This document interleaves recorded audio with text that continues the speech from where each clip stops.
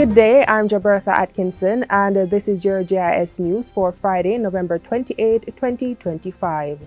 The government has formally requested the international community to assemble a reconstruction package that is to scale with Jamaica's reconstruction and recovery ambitions and needs. The call was made to the International Monetary Fund, World Bank, bilateral partners, climate finance platforms, and multilateral development banks at the G20 summit in South Africa. Prime Minister Dr. Andrew Holness says such a support package should ideally include concessional loans and grants earmarked for resilient infrastructure and sustainable agriculture. Government is also calling for debt service relief and restructuring options to protect the country's fiscal space, as well as technical assistance for risk insurance and contingency financing instruments linked to climate change and natural disasters. Dr. Holness says that in the weeks ahead, the government will prepare and circulate a detailed document of Jamaica's reconstruction and resilience program to all partners.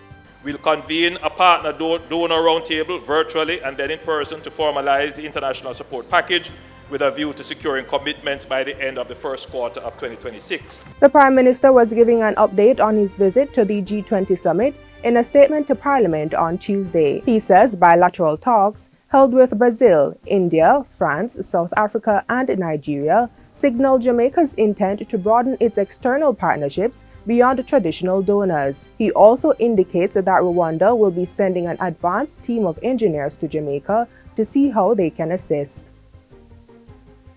The Ministry of Local Government and Community Development is looking to install prefabricated housing units in sections of the country. This is to accommodate displaced persons following Hurricane Melissa, especially those who are still sheltering in school facilities. Minister Desmond McKenzie says the initiative will also house persons who previously occupied the infirmaries that were destroyed. We'll be inspecting some prefabricated solutions that we intend to, over the next 2 weeks, to install in Trelawney that will house the almost 130 persons which are required to occupy the infirmary. And again, we are going to be using the same solution that we will be instituting in Trelawney to relieve the situation in Westmoreland.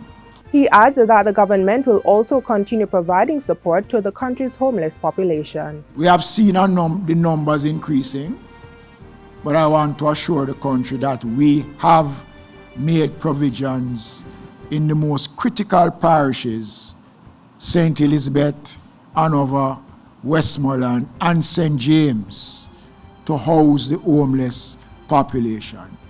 We'll be transferring a lot of the homeless to some of the new facilities that we are going to be putting down, and that will be done on a temporary basis. The National Housing Trust, NHT, has so far received 655 notifications for insurance claims associated with Hurricane Melissa. The number reflects persons who have registered their intention to make a claim. Corporate Risk and Insurance Manager Stephen Clark says the agency anticipates a much higher number of actual claims than the 402 it processed for Hurricane Beryl last year. Claims are being made through the NHT's comprehensive homeowner policy, and affected mortgages are urged to make contact with the agency. According to Mr. Clark, once a claim is submitted, it takes a standard 15 working days for it to be routed to the insurer, then a loss adjuster to be assigned, and for the claim to be processed. We have been given the assurance that once an adjuster is at the property,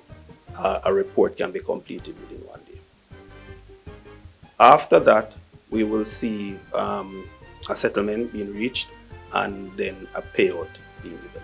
To further assist affected mortgages and contributors, the NHT has activated its hurricane relief loan of up to $3.5 million and its disaster relief grant of up to $500,000. There's also an automatic 6-month moratorium being offered to affected mortgages in the 7 most affected parishes.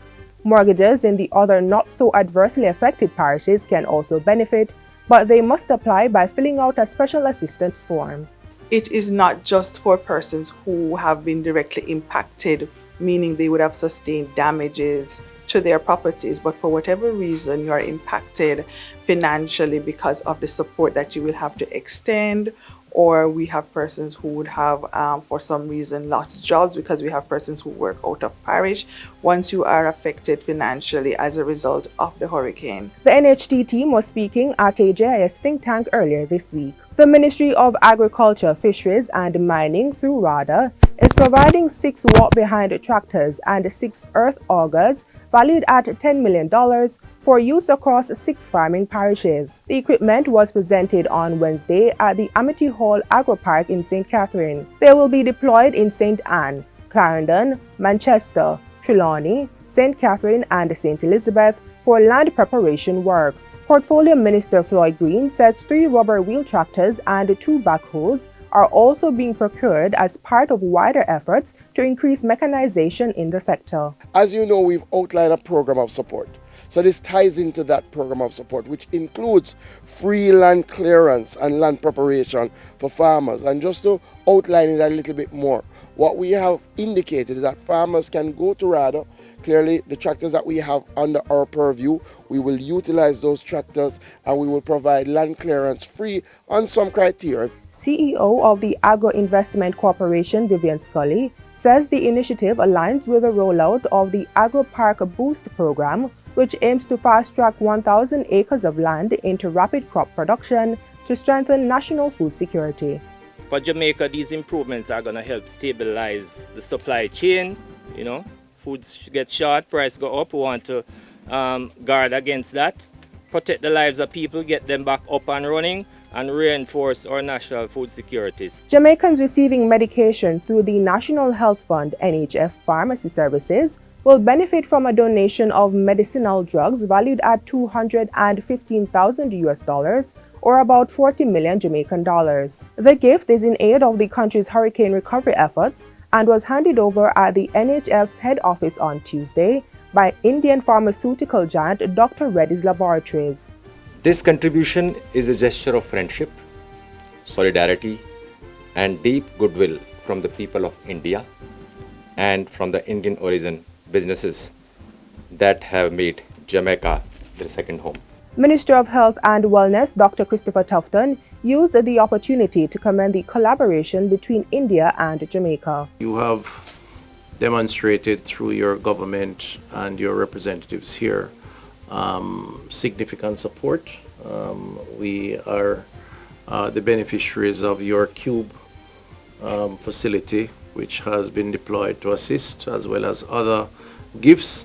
And again, that demonstrates the strength of the relationship, the bilateral partnership between India and Jamaica. NHF's Chief Executive Officer Everton Anderson says the medications are important for chronic patients and will go a far way in the recovery process. And finally, the I Love Jamaica telethon has raised more than 65 million Jamaican dollars in support of the National Hurricane Melissa Relief Program. Minister of Culture, Gender, Entertainment and Sport Olivia Grange made the announcement in a press release to the media on Thursday. She says $45.7 million has already been deposited into the Support Jamaica account, while an additional $20 million in pledges is expected to be collected shortly. The telethon, held on Sunday, was broadcast on national television and streamed globally on social media platforms. Minister Grange is expressing gratitude to Jamaicans at home and abroad, as well as friends of Jamaica who contributed to the initiative. She has also thanked the reggae, dancehall, and gospel artists